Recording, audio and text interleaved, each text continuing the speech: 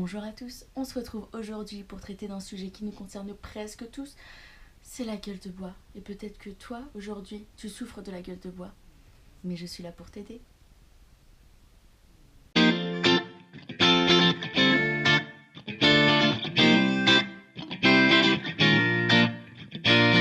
On va faire un petit topo de ce que c'est la gueule de bois. La gueule de bois, son terme scientifique, c'est la vésalgie. Et la vésalgie vient du terme norvégien veis, qui signifie inconfort après la débauche. Donc là, on est fixé, on sait ce que c'est brut en blanc. Et la vésalgie apparaît 6 à 8 heures après la consommation d'alcool et atteint son top maximum quand on atteint le taux zéro d'alcoolémie dans le sang. C'est pour ça qu'on entend dire qu'il faut combattre le mal par le mal, qu'il faut reboire pour mieux accepter sa gueule de bois. Non, pas du tout. Donc aujourd'hui, je vais vous présenter plusieurs remèdes pour combattre la gueule de bois et pas pour reboire encore par au-dessus. Tout simplement, sinon on finit alcoolique en fait. Je crois, si on boit tous les jours. Oui. Premier remède, je ne vais rien apprendre à personne, c'est l'hydratation. Alors l'hydratation avec l'eau, c'est bien.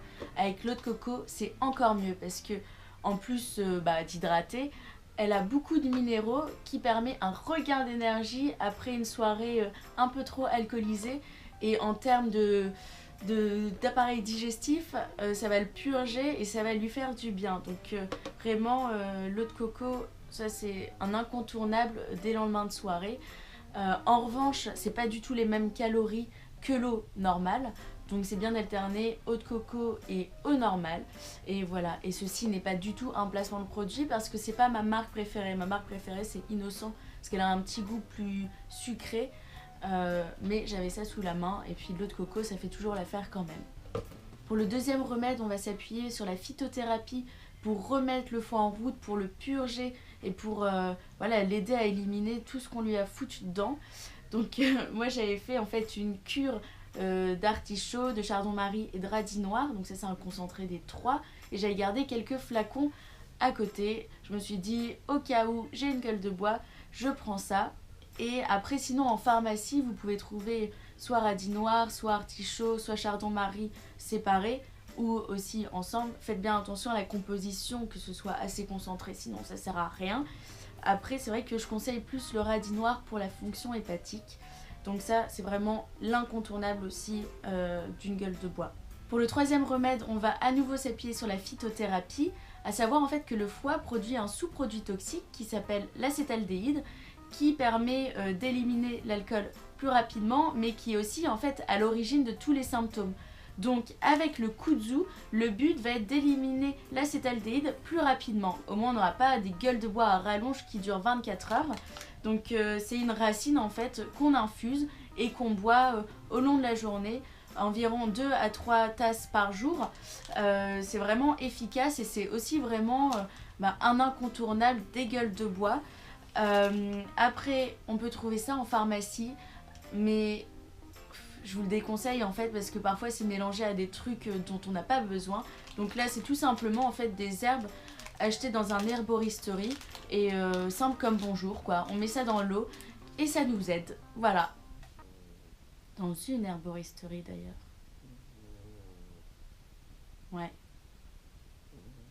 Le dernier remède naturel, c'est le miel. Parce qu'en fait, le miel est riche en potassium et ça va aider vraiment aux maux de tête. Donc ce que je vous conseille, c'est de prendre 2 cuillères à café de miel toutes les 20 minutes environ jusqu'à ce que vous n'ayez plus mal à la tête.